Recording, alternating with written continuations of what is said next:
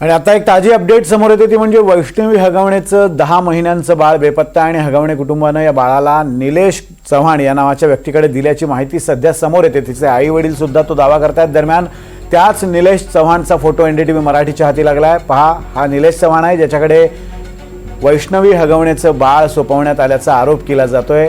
स्वतः आई वडिलांनी वैष्णवीचा तो आरोप केलेला आहे। त्याचबरोबर इतरांकडूनही अशीच माहिती मिळते की याच्याकडे ते बाळ सोपवलेलं आहे आणि हा त्याचा फोटो आहे। निलेश चव्हाण शशांक हगवणेचा हा मित्र आहे, पार्टनर असल्याचं सुद्धा कळतंय, बिझनेस पार्टनर असल्याचं सुद्धा कळतंय।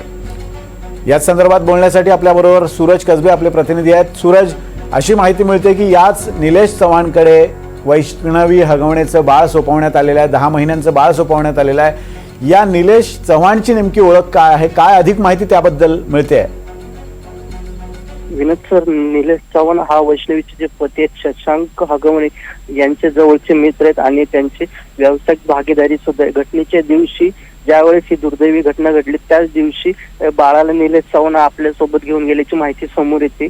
हगवणे कुटुंबातील जे वैष्णवीचे चुलत चुलते आहेत यांनी तिसऱ्या दिवशी हगवणे कुटुंबांना सांगितले की बाळ खूप रडतंय आणि जेवण सुद्धा घेत नाही। त्यामुळे वैष्णवीचे चुलते आपल्या काही नातेवाईकांसोबत पुण्यातील कर्वेनगर भागात निलेश चव्हाण याच्या घरी गेले होते बाळाचा ताबा घेण्यासाठी। मात्र निलेश चव्हाण आणि जे वैष्णवीचे चुलते आहेत कसपटे यांच्यामध्ये बाचाबाची झाले। त्यावेळेस त्यांनी रिव्हॉल्वरचा घातक शस्त्राचा धाक दाखवून या कुटुंबांना तिथून धुडकावून लावल्याची माहिती समोर येते। त्यामुळे आता एकंदरीत या संपूर्ण प्रकरणामध्ये पोलीस मदती करत निलेश चव्हाणवरती सुद्धा गुन्हा दाखल करून जे वैष्णवीचं बाळ आहे, जे लहान बाळ, त्याला कसपटे कुटुंबियांच्या ताब्यात देणं का हे पाहणं देखील तितकंच महत्वाचं असणार आहे। पण तशी प्रक्रिया काही पोलिसांनी सुरू केली आहे का गुन्हा नोंदवण्याची या निलेश चव्हाण विरोधात आई वडिलांच्या तक्रारीवरून?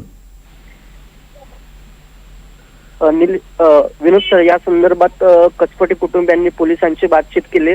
पोलीस यामध्ये मध्यस्थी करून निलेश चव्हाण याच्या ताब्यातून हे बाळ लवकरात लवकर कसं कसपटे कुटुंबियांच्या ताब्यात देण्यात येईल याची प्रक्रिया करताना एकूण दिसत आहे। त्यामुळे आता हे बाळ कधीपर्यंत कसपटे कुटुंबियांच्या ताब्यात दिलं जातंय हे पाहणं देखील तितकंच महत्वाचं आहे। दरम्यान निलेश चव्हाणवरती सुद्धा गुन्हा दाखल होतो का हे पाहणं देखील तितकंच महत्वाचं असणार आहे।